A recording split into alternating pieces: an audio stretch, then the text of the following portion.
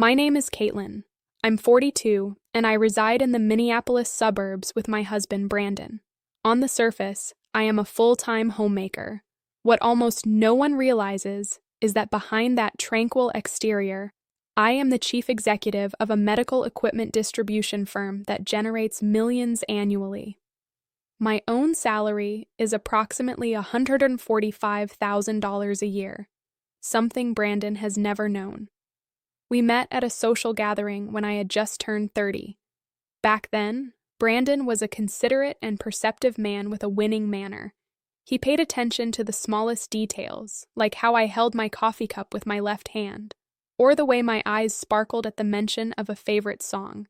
I once believed spending a lifetime with someone like him would be my greatest fortune. We married after dating for close to a year. Initially, I truly felt I had made the right choice. Yet that apparent contentment began to erode when Brandon's true nature emerged. He started making reasons to avoid seeking better employment.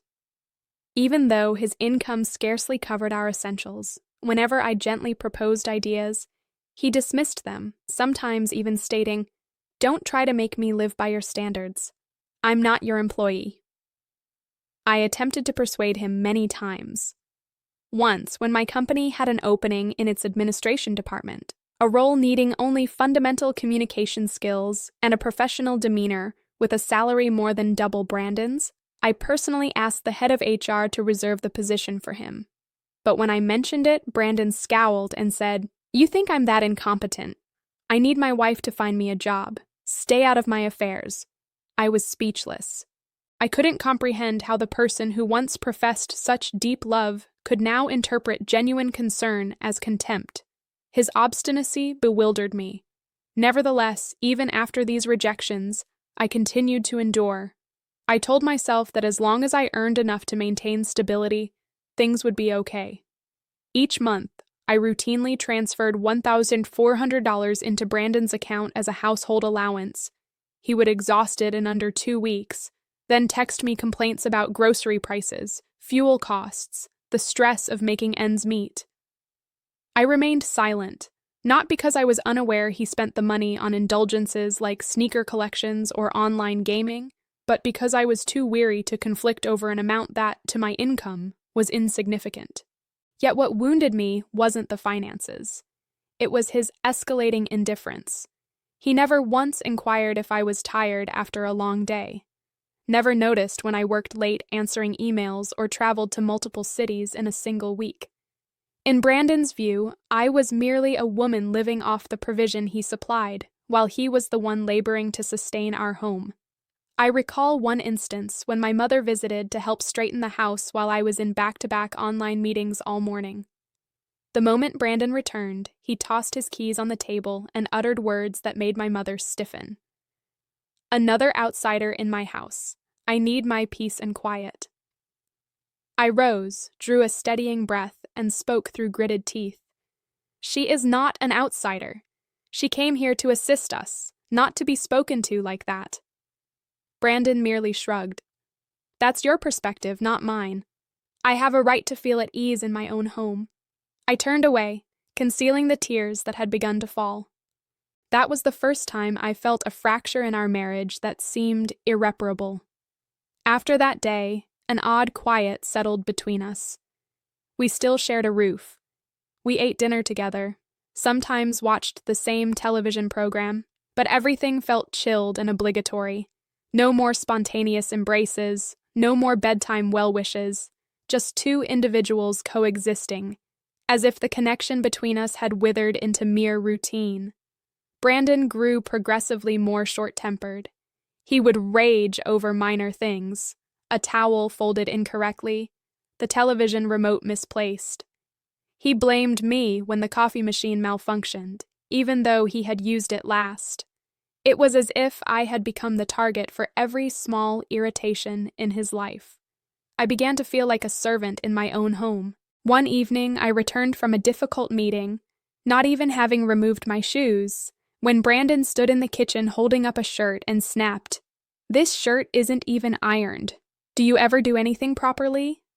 I let out a hollow laugh, swallowing my fury.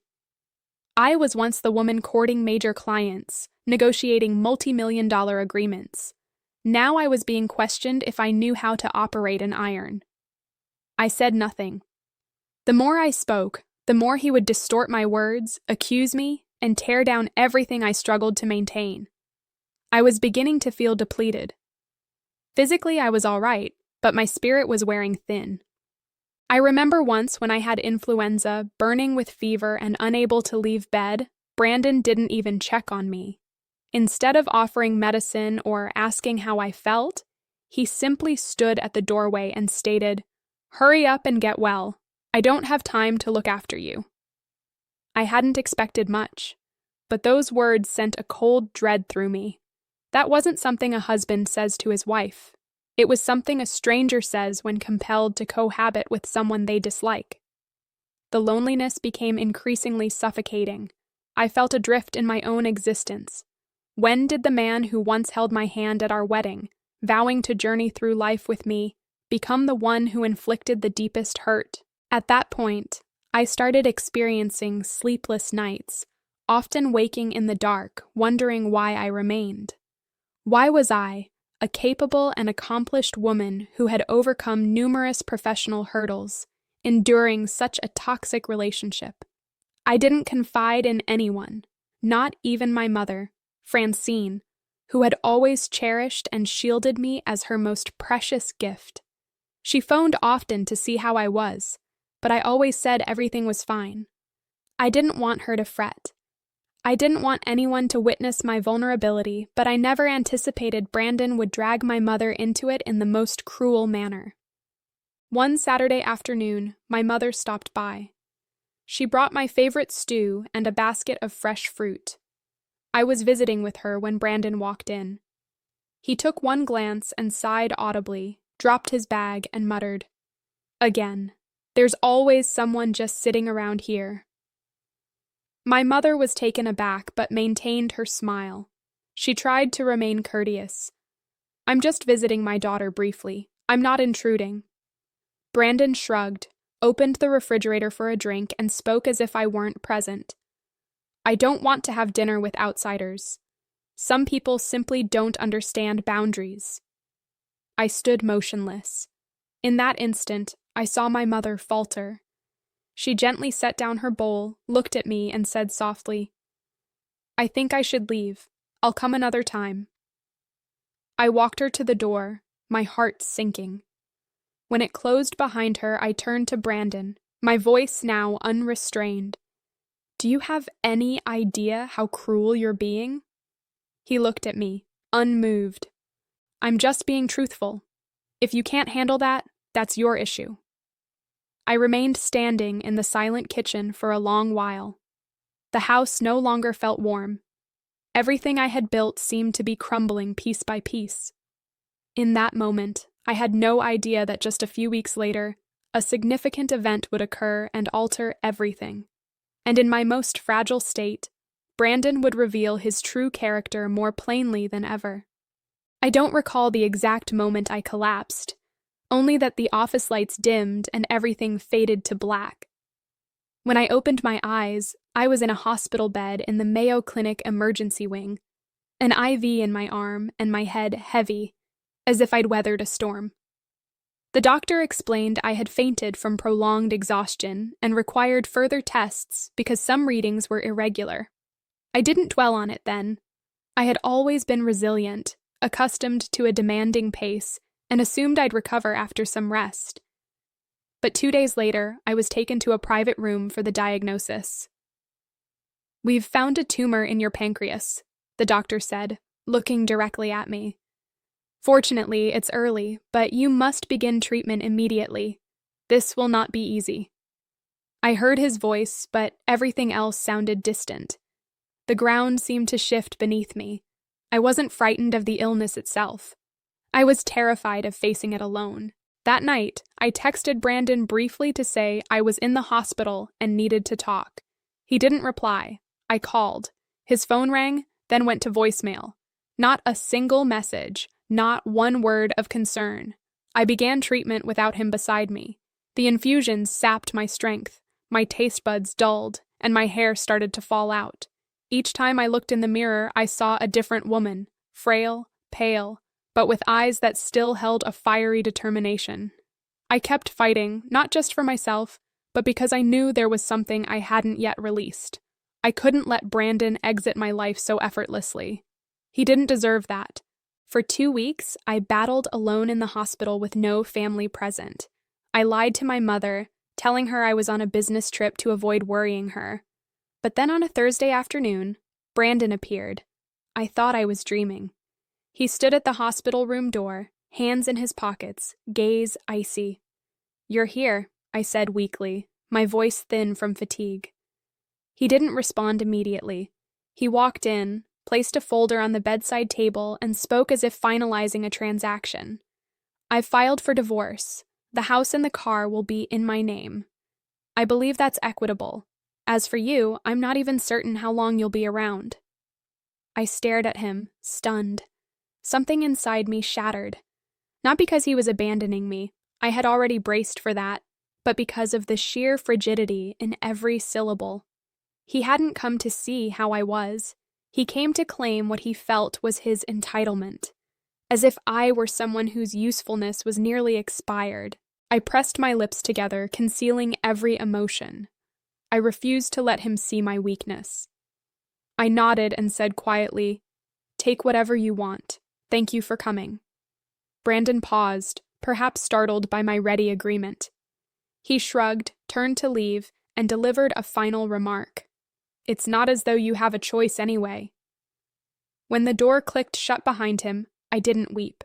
Instead, a cool smile touched my lips. I whispered to myself, "You've just awakened the real me, Brandon, and soon you'll understand you've made the gravest error of your life." I picked up the bedside phone and called the one person at my company I trusted implicitly, Eric, my chief financial officer. He had always been loyal, discreet, and knew better than anyone the true extent of my authority.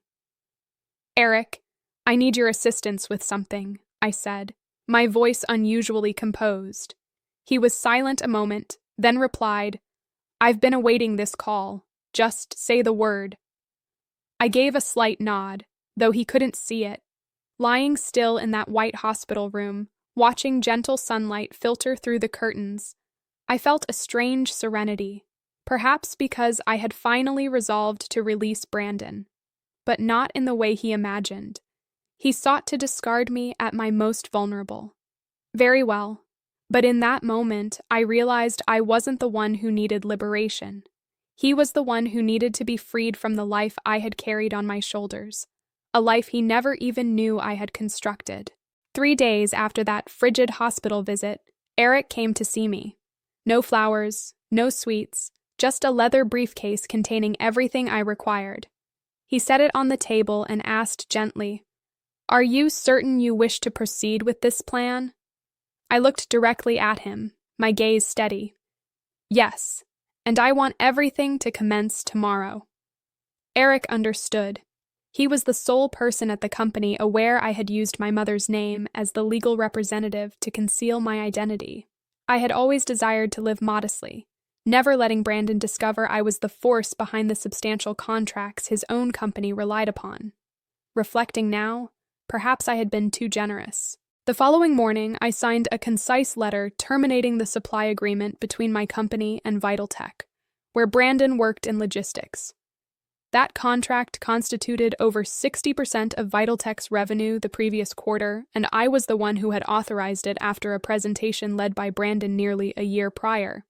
I remembered clearly how thrilled he was, boasting that it was his doing that secured the deal with a major partner, never realizing that major partner was separated from him by merely a bedroom wall. The termination notice was dispatched at 8 a.m. Monday. By 3 p.m., I received a call from Vitaltech's CEO, Mr. Peterson. He was brief. "We're quite taken aback. If possible, we'd appreciate knowing the reason." I replied, calm yet firm. "I've been made aware that one of your employees has demonstrated inappropriate conduct, disrespect toward female colleagues, and indications of misusing company assets. As a principal partner, I cannot condone that." There was a pause before he asked, What is that employee's name? I answered simply, Brandon Scott. That afternoon, Brandon came home late, ashen-faced.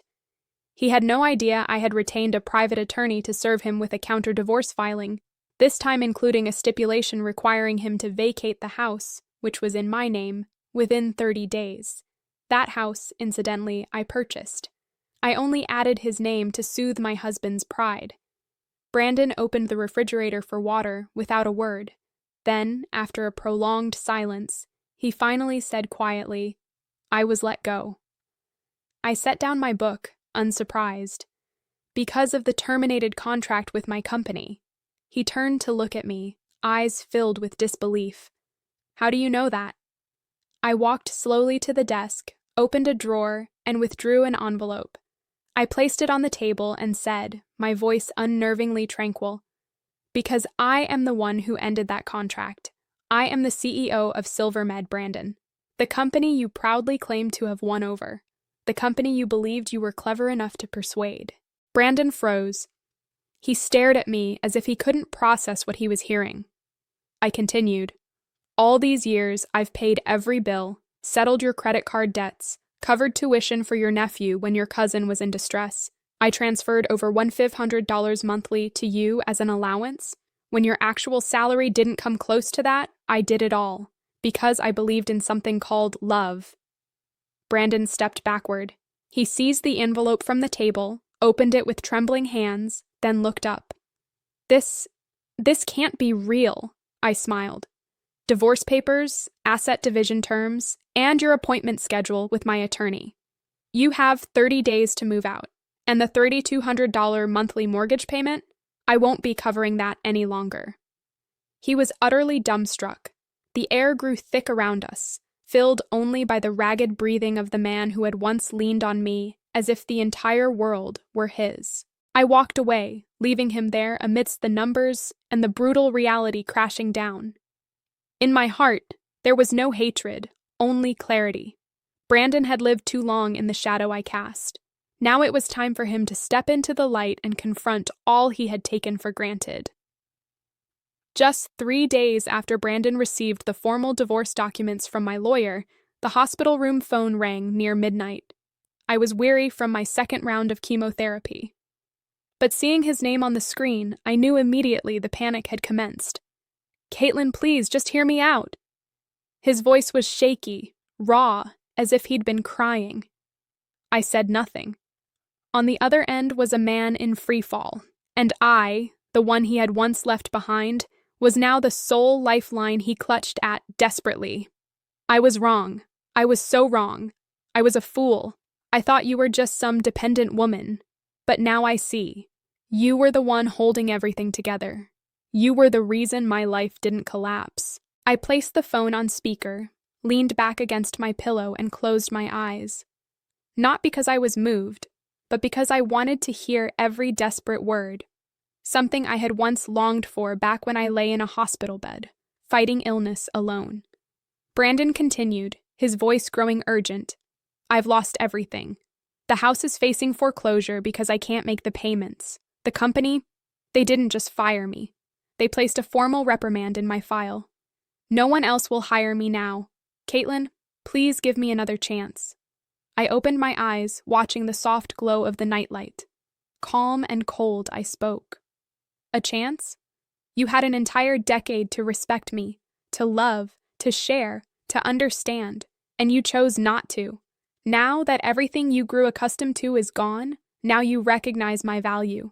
It's too late, Brandon. I know you're angry, but we had happiness once.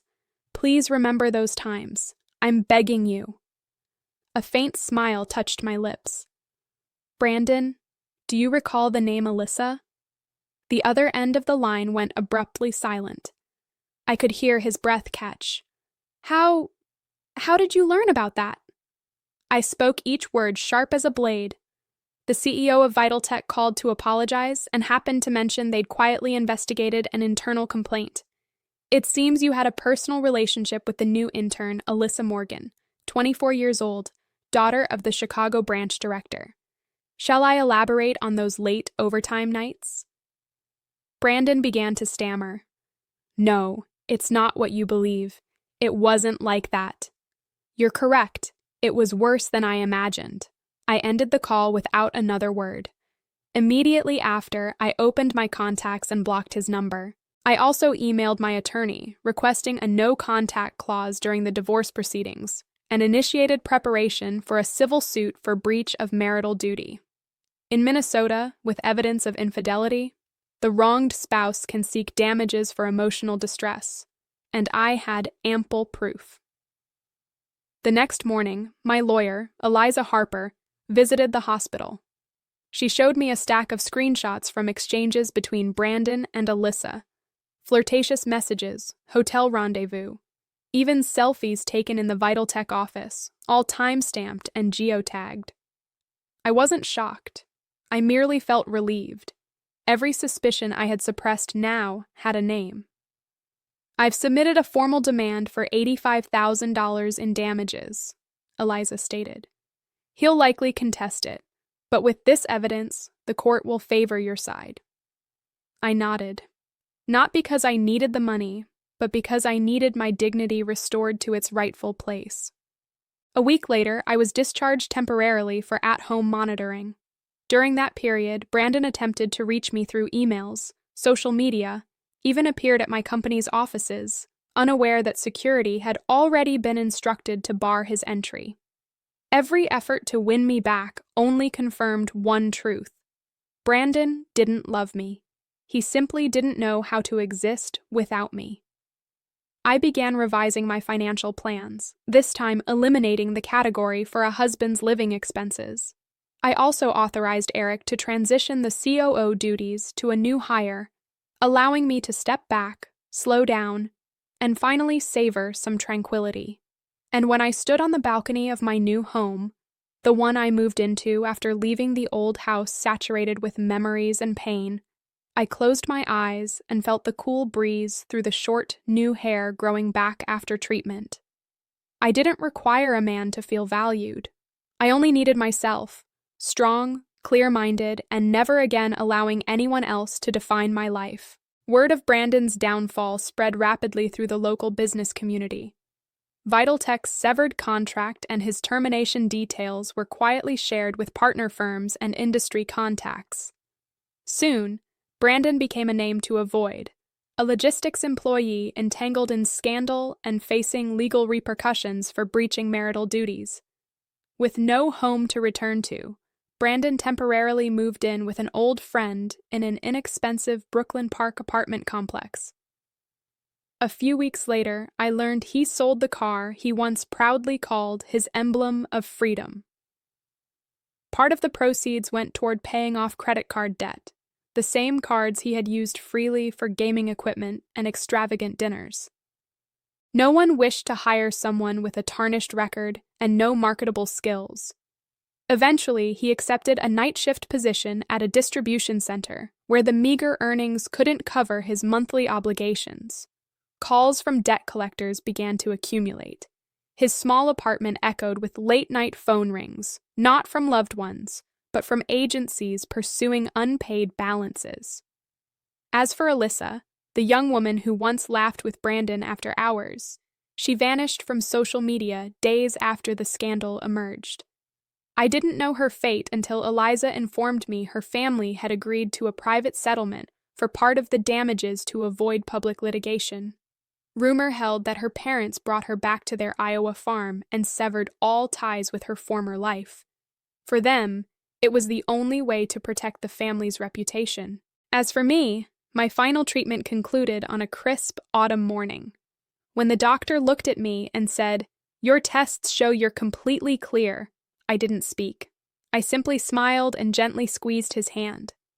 It was the moment I felt reborn. I returned to work after 2 months of recuperation. But this time, I wasn't the same Caitlin striving to balance career and marriage. Now I was Caitlin on my own terms, focused, serene, and no longer burdened by anyone who failed to see my worth. The company welcomed me back with a simple, sincere team gathering. Everyone stood and applauded as I entered the main conference room. Eric smiled and handed me a mug that read, "Welcome back, boss." I had once doubted if I could begin anew, but in that moment I knew I had not only returned, I had come back stronger than ever.